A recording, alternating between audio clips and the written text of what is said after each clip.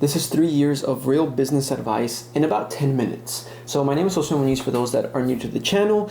I run a SMMA, which is a social media marketing agency. Been doing it now for 3 years, where we generate $45,000 yearly in profit. Number one, appear weaker. What does that mean? Simulated disorder postulates perfect discipline. Simulated fear postulates courage. Simulated weakness postulates strength. What does that mean? Appear weaker than your mark. You gain absolutely nothing by making others feel dumber than you, or by making yourself more or the most intelligent in the room, because if you're already at the highest, you have nowhere to grow. So silent with your moves and seem less intelligent than you really are. Number two, your team to love you. How does this happen? If you have a team, or if you're part of a team, this is super important. Or if you want to have a team one day, which I think you should, right? Because you want to grow a business, you're going to have team members. Number one, you give them autonomy. What that means is that you don't micromanage. You let them do what they're going to do. And I'm going to explain what happens when you let them do what they're going to do with the right pretext and the right context.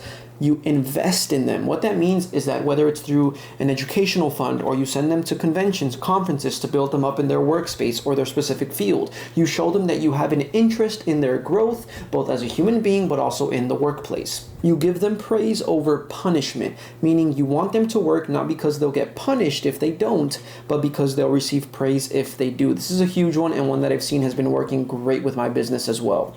And again, all these things are things that I'm currently doing. It's not just me trying to teach y'all because I haven't done them. It's things that I'm currently doing and implementing in my business, or I have already done them. Number three, play the game. Alex Hormozi, I took this one from you, buddy. This one was pretty crazy. You have three options in your life. Number one, you can try to improve your life. Number two, you can try to make money. And number three, you can learn to love the game. So nothing wrong with number one and number two, but Alex said to pursue number three, because when you pursue number three, you actually just fall in love with the game, and you are maybe making more money or less money, or maybe you're improving your life here, but you're not here. If you're not just loving the game for the game, when the ups and downs come, you're going to quit, or it's not going to be as easy to stay on the path. But if you love the game, you keep going regardless if you're winning or losing. And kind of like a PS, you probably end up winning if you just don't quit. So it's kind of the secret recipe for your level of success, right, on your spectrum. Number four, this is a quote from this book, actually, The Art of War. Highly recommend. The general who advances, we're generals now, we're in war, check this out, we're soldiers. The general who advances without coveting fame and retreats without fearing disgrace, whose only thought is to protect the country, is the jewel of the kingdom. So in your business, in your workplace, don't act out of your ego, act for the betterment, or for putting your business in first place. Meaning, there's going to be decisions you have to make along the way, wins and losses you have to take, but don't ever do it because you had your honor or your pride or your ego at stake, but because the business came first, right? So when you look back, you want to say, man, that was probably the wrong decision, but I did it because not for my ego. Does that make sense? So the next are things that I would recommend. If you have a notebook, if you have your notes app, take notes on this. This is super important. It's going to get super technical and a little bit like mathematical, if that's a word. That is a word. First, starting with CAC. What is CAC? CAC is cost. CAC is cost to acquire customer. How much it costs to actually gain a new customer. This is super important. I'm going to explain why, but first let's dive into what this actually is. So the formula for this is total customer acquisition costs divided by number of new customers. So what does it mean by total customer acquisition cost? That means like the marketing or the sales that you do to actually get a new customer, right? The ads that people see and then they click on it and then they become your customer, or the content that they see, or the call that they get from your salesman, right? Salespeople, divided by number of new customers. So an example, let's say I spend $10,000 on sales, which is that first part of the equation, sales and marketing, in a month, right? So that's my time frame. I spend $10K in sales and marketing to get a new customer or new customers in a month. And through that, acquire 50 new customers. If you do the division, total customer acquisition cost divided by number of new customers comes out to 200, meaning your CAC, your cost to acquire a new customer, is going to be $200. So if you analyze your current marketing and sales efforts, like how many people you're putting into that, how much money you're putting into that, and which channels and campaigns bring the most money, this allows you to just kind of like, boom, just focus in on those instead of diversifying so much with 12 different ads that don't even work when you have one that works because it brings you a customer every single time. So that's kind of a pretext to getting the CAC, right? Or getting your CAC. So ways that this can help is retaining customers reduces the need on acquiring new ones. So if you just hold on to some, you don't have to always get new ones, which lowers your effective CAC over time. That's just kind of an obvious statement. But if you focus on delivering just great customer experiences across the board of your business and providing excellent support, then you can retain more customers. And if you're really, really, really looking to grow, this is where it really implements the CAC. Check this out, write this down.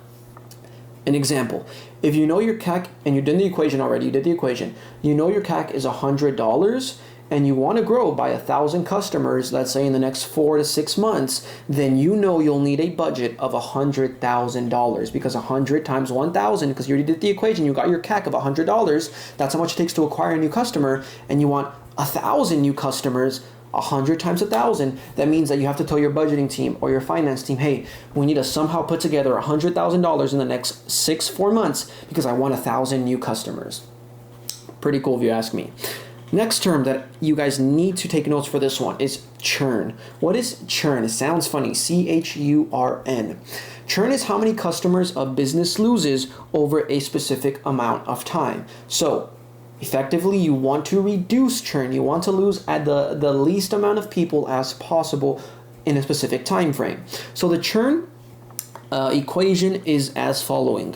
Number of customers lost during a period divided by total customers at the beginning of the period multiplied by 100. So let's do an example. Let's calculate the churn rate for a monthly subscription business for the month of August. So this business provides subscriptions on a monthly basis. We have our time frame, we have what type of business it is, and it's in the month of August. So let's fill in our equation numbers. Let's say the number of customers at the beginning of August was 1,000. Okay. Let's say the number of customers lost during August was 50. We have our two numbers for the equation. So let's apply the formula. So that means that churn rate equals 50, which is the number of customers lost during August, divided by 1,000, which is the number of customers at the beginning of August, multiplied by 100 equals 5. Meaning your churn rate for this business, for this example, was 5%, which is honestly a super good churn rate. But over time, this lets you see, and if you keep calculating it, let's say quarterly or annually, you hopefully want to see your churn going down, and down, because that means you're retaining more customers. You're not losing as many customers. LTV. That sounds like those things that people ride, like the four-wheelers. What is it? I think that's an ATV. Very similar, not at all actually, but very similar in the acronym. LTV stands for lifetime value of a customer, is what we're putting in the context of. So the formula for this is average purchase value multiplied by average purchase frequency multiplied by customer lifespan. So let's dive into and break the definitions of each of these three kind of definitions for the formula, or segments of the formula. Number one, average purchase value, or APV, is the average amount of money a customer spends per transaction. So if you have a subscription business like the last example, and let's say they give you $50 per month, that is the APV. It's what they pay per transaction for the value. Number two, average purchase frequency, or APF, is how often a customer makes a purchase over a certain time period, whether it's monthly or annually. And number three, the customer lifespan, or CL, is the average length of time, whether in years or in months, that a customer stays with your business. So now that we have the definitions for all the three contexts of the equation, let's put it in. So let's say for APV, the average purchase value, it's 500. Let's say for average purchase frequency, APF, it's 1.5. And let's say for customer lifespan, for the equation, it's 3 months. So what do? Well, it's APV times APF times CL. That is LTV. That's your lifetime value. So if we do 500, which was the amount of money a customer sent to you for their transaction, monthly or whatever it was, multiplied by 1.5, which is how often they made a transaction over a certain period, multiplied by 3, which is the average length in time of months or years. And for this context, we'll do months. So 3 months a customer stays with your business.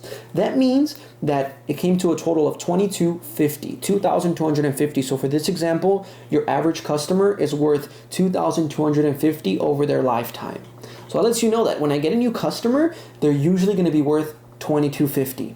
So how does this help you? Number one, it lets you budget for customer acquisition. What does that mean? Is that you can spend more to acquire more customers when you know their LTV. So let's say I know my LTV is 5,000 per customer. That means for my marketing and sales guys, I can say, hey guys, we can actually spend up to like 3,500 if we want, because I know we're going to get 5,000. So we're going to be in a surplus of what, like 1,500 or 2,000 every time we get a new customer if we spend X amount of dollars acquiring that customer. Number two, improving retention. You'll know which clients are more valuable and focus on retaining them longer. So if I have a group of 10 customers that are worth $2,000 in their lifetime, and I have B group of 10 customers that are worth $5,000 in their lifetime, I probably want to focus my efforts on the 5,000. Not saying I neglect this, but when I get new customers, I want to see what makes these people special and get people like these, because they're going to pay me more in their lifetime of being my client, right, or customer.